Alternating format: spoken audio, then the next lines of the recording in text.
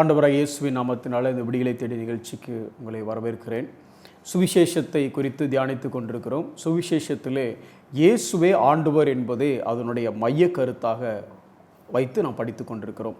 மத்தேயு 7வது அதிகாரத்தில் இருக்கக்கூடிய இரண்டு காரியங்கள், 2 வாசல், 2 கூட்ட மக்கள், 2 மரம், 2 வகையான கனி, 2 வகையான வீடு, 2 வகையான அடித்தளம் அப்படின்னு சொல்லி அதை குறித்து பார்த்துட்டு இருக்கிறோம். இதில் 7வது அதிகாரம் 13வது வசனம், இடுக்கமான வாசல், விசாலமான வாசல். தொடர்ந்து அதை நம்ம தியானிப்போம். 13வது வசனத்தை நான் வாசிக்கிறேன். இடுக்கமான வாசல் வழியாய் உட்பிரவேசியுங்கள், கேட்டுக்கு போகிற வாசல் விரிவும் வழி விசாலமுமாய் இருக்கிறது, அதின் வழியாய் பிரவேசிக்கிறவர்கள் அநேகர். ஜீவனுக்கு போகிற வாசல் இடுக்கமும் வழி நெருக்கமுமாய் இருக்கிறது, அதை கண்டுபிடிக்கிறவர்கள் சிலர்.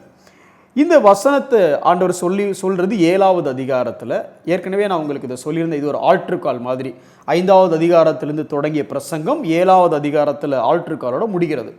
இந்த பிரசங்கம் முடிந்த உடனே நடைபெற்ற சில சம்பவங்களை நீங்கள் பார்க்கும் பொழுது அதிலிருந்து பல காரியங்களை கற்றுக்கொள்ள முடியும். இந்த பிரசங்கம் முடிந்த உடனே இயேசு மலையிலிருந்து இறங்கி வருகிறார். ஒரு குஷ்டரோகியை சுகப்படுத்துகிறத பார்க்குறோம். அதுக்கப்புறம் பேதுருடைய மாமியை சுகப்படுத்துகிறத பார்க்குறோம். அன்றைக்கு அநேகர் அற்புதங்களை பெறுகிறத பார்க்குறோம். தொடர்ந்து அந்த பயணத்தை நீங்கள் பார்த்துட்டே வரும் பொழுது 8வது அதிகாரம் 18வது வசனம் இப்படி சொல்லுது. பின்பு திரளான ஜனங்கள் தம்மை சூழ்ந்திருக்கிறது இயேசு கண்டு அக்கறைக்கு போக கட்டளையிட்டார். அதற்கப்புறம் இன்னொரு சம்பவம் நடக்கிறது. இந்த காரியத்தில் முன்ன நடந்ததையும் இந்த வசனத்துக்கு பின்ன நடந்ததையும் வச்சுக்கிட்டு இந்த வசனத்தை பார்த்தீங்கன்னா இன்னொரு வெளிச்சம் கிடைக்கும். எப்படி?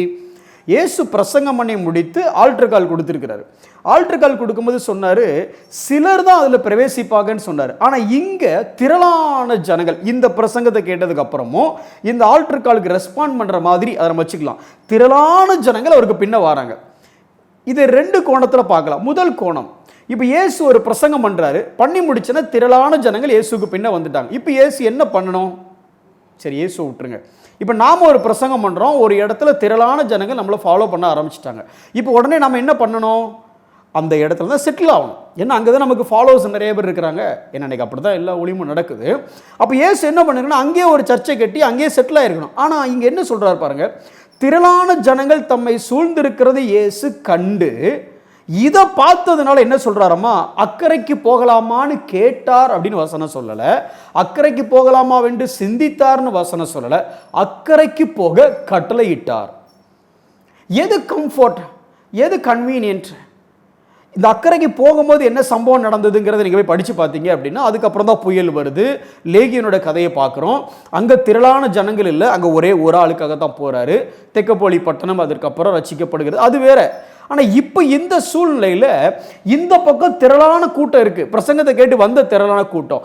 அந்த பக்கம் ஒரே ஒருத்தர் தான் இருக்கிறார் அக்கறையில். இப்போ இயேசு பொதுவாக அங்கே என்ன செஞ்சிருக்கலாம், அல்லது இயேசு இல்லை நாம இருந்தால் என்ன செஞ்சிருப்போம் அப்படின்னு சொன்னால், திரளான கூட்டம் இருக்கக்கூடிய இடத்துல அங்கேயே ஒரு டென்ட்டை போட்டு அங்கே நம்ம தங்கியிருப்போம்.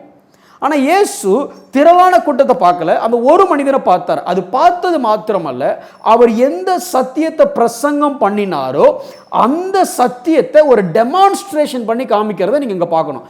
என்ன டெமான்ஸ்ட்ரேஷன்? அவர் சொன்னார், இடுக்கமான வாசல் வழியாக நீ பிரவேசிக்கணும். மிகப்பெரிய வாசல், விசாலமான வாசல்ல திரளான கூட்டம் போகும், இடுக்கமான வாசல்ல சிலர் தான் போவாங்க. இப்போ இயேசுவுக்கு முன்னே 2 வாசல் இருக்கிறத கற்பனை பண்ணிடுங்க. என்ன வாசல்? ஒன்று இங்கே செட்டில் ஆகிற வாசல். இங்கே செட்டில் ஆனா திரளான ஜனங்கள், கான்கிரிகேஷன். ஆனால் இன்னொரு பக்கம் போனால் அவர் தேவன், எல்லாம் சகலமும் அவருக்கு தெரியும்ல. இதுக்கப்புறம் அந்த கடலில் வரக்கூடிய புயல் எல்லாத்தையும் கடந்து அக்கறைக்கு போனால் அது இடுக்கமான வாசல். ஏன்னா போகும்போது நிறைய டேஞ்சரஸ் சைன் இருக்குது. இதையெல்லாம் தாண்டி அங்கே போகணும். ஐயரே நாங்கள் மடிகிறோம், நமக்கு தெரியலையா அப்படின்னு சீஷர்கள் கதறக்கூடிய அளவுக்கு ஒரு டேஞ்சரஸ் சிச்சுவேஷன் இருக்குது. இது இடுக்கமான வாசல். ஆனால் அகலமான வாசல் இங்கே இப்போவே இங்கேயே ரெடியாக இருக்குது. ஆனால் இயேசு என்ன சொன்னார்னா, அக்கறைக்கு போவோம் வாருங்கள் என்று சொல்லலை, கட்டளையிட்டார். அவரே ஒரு டெமான்ஸ்ட்ரேஷன் பண்ணி காமிக்கிறாரு. இடுக்கமான வாசல் கம்ஃபர்ட்டாக இருக்காது. இடுக்கமான வாசலில் நிறைய பேர் வரமாட்டாங்க. திரளான ஜனங்கள் மாதிரி தெரியலாம். ஆனால் இந்த திரளான ஜனங்கள் எல்லாரும் சரியான பாதையை கண்டுபிடிச்சிட்டாங்களான்னா சரியான பாதையை கண்டுபிடிக்கல. என்ன இயேசு சுவாமி இப்படி சொல்கிறீங்க? உங்கள் பிரசங்கத்தை கேட்டு தானே இங்கே வந்தாங்க. அடுத்து அதையும் ப்ரூவ் பண்ணுறாரு. இப்படி நம்ம இயேசுகிட்ட கேட்டோம்னா, ஆண்டவரே நீங்கள் உங்கள் பிரசங்கத்தை கேட்டு தான் இவ்வளோ பேர் வந்தாங்க, ஆனால் இவங்களை விட்டுட்டு போகணுங்கிறீங்களே, இல்லை தம்பி, நீ நினைக்கிற மாதிரி அவங்க அந்த வாசலை கரெக்டாக கண்டுபிடிச்சு வரலை. அவங்க எதுக்கு வந்தாங்க தெரியுமா? காமிக்கிறேன் பாருங்கிறாரு. அடுத்து ஒரு டெமோ நடக்குது. என்ன டெமோ நடக்குது? 8வது அதிகாரம் அதுக்கு அடுத்த வசனத்தில் பார்த்தீங்கன்னா 19வது வசனத்தில் ஒரு வேத பாரகன் வாரான். நல்ல கவனிங்க, சாதாரண மனிதன் வரல. இயேசுவோட பிரசங்கத்தை கேட்டு அங்கே இருக்கிற ஏதோ ஓரத்தில் இருக்கக்கூடிய ஒரு குடியானவன் வரல. வேத பாரகன், வேதத்தை எழுதக்கூடியவன், வேதத்தை கற்று தேர்ந்தவன் கூட சொல்லலாம். அவனுக்கு மனப்படமாக இருக்கும் நிறைய விஷயங்கள். அவன் என்ன கேட்குறான்? ஆண்டவர்கிட்ட கேட்குறான். வேத பாரகன் ஒருவன் போதகரே, நீர் எங்கே போனாலும் உம்மை பின்பற்றி வருவேன் என்றான். நீர் இடுக்கமான வாசலில் போனாலும் வருவேன், விசாலமான வாசலில் போனாலும் வருவேன், உம்மை எங்கே போனாலும் பின்பற்றி வருவேன். ஏன் இவன் சொல்கிறான்? இவன் சொல்லும் பொழுது இயேசுடைய பின்னணி என்ன? ஒரே பிரசங்கம், மிகப்பெரிய பிரசங்கம், மிகப்பெரிய கூட்டம். இப்போ இயேசு ஒரு பாப்புலர் அல்ல, ஒரு செலிபிரிட்டி. இப்போ இயேசுக்கு பின்ன போகிறதுங்கிறது ரொம்ப சூப்பரான விஷயம். ஏன்? அவர் தலைவர்னா நம்ம உபத்தலைவர் ஆயிடலாம். ஜெயிக்கிற கட்சி, கூட்டம் அதிகமாக இருக்கிற கட்சியில் நம்ம ஒரு போஸ்ட்டு. இப்போ இவன் என்ன சொல்கிறான்? நான் வேத பாரகன், நீங்கள் நல்லா போதிக்கிறீங்க, பை தி வே எனக்கு இந்த சத்தியங்கள்லாம் நிறைய விஷயங்கள் தெரியும், நிறைய இந்த மாதிரி எழுதி கொடுத்துருக்குறேன், எனக்கும் நிறைய தெரியும், நான் உங்களை ஃபாலோ பண்ணுறேன், நீ எங்கே பண்ணாலும் வர அப்படின்னு சொன்ன உடனே இயேசு ஒன்று, அப்படியாப்பா, இந்த பேதுரு, யோவான் இவனுக்கெல்லாம் அந்த அளவுக்கு பெருசாக விஷயம் தெரியாதுப்பா, நீ வேத பாரகனில் நல்ல வேலை வந்த, நம்ம கூட்டத்தில் ஒருத்தர் தான் படித்தவர் இருக்கிறான்னு பார்த்தா மத்தேயு ஒரு டாக்ஸ் கலெக்டர், ஆனால் நீ நிறைய படித்தவனா இருப்பியே, நீ வாப்பா, நான் சொல்கிறதெல்லாம் கொஞ்சம் எழுதி வைக்க கரெக்டாக இருக்க, வாப்பா அப்படின்னு கூப்பிட்டுருக்கலாம். ஆனால் அவர் சொன்ன பதில் என்ன பாருங்கள். அதுக்கு அடுத்து, அதற்கு இயேசு, நரிகளுக்கு குழிகளும் ஆகாயத்து பறவைகளுக்கு கூடுகளும் உண்டு, மனுஷகுமாரனுக்கோ தலை சாய்க்க இடமில்லை. 2 ஆழமான சத்தியங்களை இங்கே தேவன் சொல்கிறார். ஒன்று, என் கூட வந்த அவருக்கு வீடு இல்லைன்னு சொல்லலை. இதை வச்சுட்டு நம்ம பிரசங்கம் பண்ணிட்டோம், இயேசுக்கு வீடு கூட இல்லை, தங்க இடம் இல்லைன்னு. இங்கே அதே கான்டெக்ஸ்டே இல்லை. இதனுடைய spirit of the truth, that is not the spirit of the truth. இங்கே என்ன சொல்ல வரார் அப்படின்னா, நீ நினச்சிட்டு நீ பார்க்குறல ஒரு வாழ்க்கை, இந்த இயேசுக்கு பண்ண இவ்வளோ கூட்டம், பாப்புலாரிட்டி, செலிபிரிட்டி, கம்ஃபர்ட், கன்வீனியன்ட், இது இல்லை நான் அழைக்கிற அழைப்பு, இது இல்லை என் பின்ன வரக்கூடிய வாழ்க்கை. எப்படி நரிக்கு கூட குழி இருக்கு, ஆண்டவர் படைத்த நரிக்கு குழி இருக்கு, ஆகாயத்து பறவைகளோட பார்த்து ஆண்டு பார்க்கிறார், அவங்களுக்கு கூடு இருக்கு. ஆனா நான் யார் தெரியுமா? ஏதோ தச்சனுடைய பையனான இயேசு இல்ல, நான் யார் தெரியுமா? ஏதோ கலிலேயக்காரன் இல்ல, நாசரேத்து ஊரான் இல்ல, நான் மனுஷகுமாரன். மத்தேயு இந்த இடத்துல தான் முதலா மனுஷகுமாரங்கிற வார்த்தையை பயன்படுத்துறாரு. யார் இந்த மனுஷகுமாரன்? தானியேல் 7வது அதிகாரம் 13வது வசனத்துக்கு போனீங்கன்னா யார் இந்த மனுஷகுமாரன் தெரியும். அவர் மெஸ்ஸாயா, அவர் தான் மேசியா, அவர் தேவகுமாரன். இன்னும் சொல்ல போனா அவருடைய கிங்ஷிப், அவருடைய டைட்டில், நான் மேசியா. மேசியாவுக்கே இங்க தலை சாய்க்க இடம் இல்லை. அப்படின்னு என்ன அர்த்தம்? எனக்கு ஒண்ணுமே இல்லைப்பா அப்படின்னு அவர் சொல்ல வரல.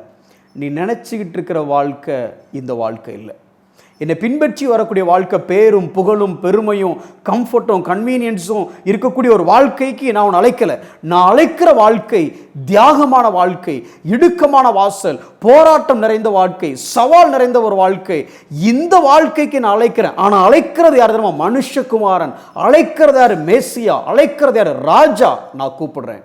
இங்கே என் வார்த்தைக்கு கட்டுப்பட்டு வந்தா அதுதான் என் ராஜ்யத்துக்குள்ளே வருது.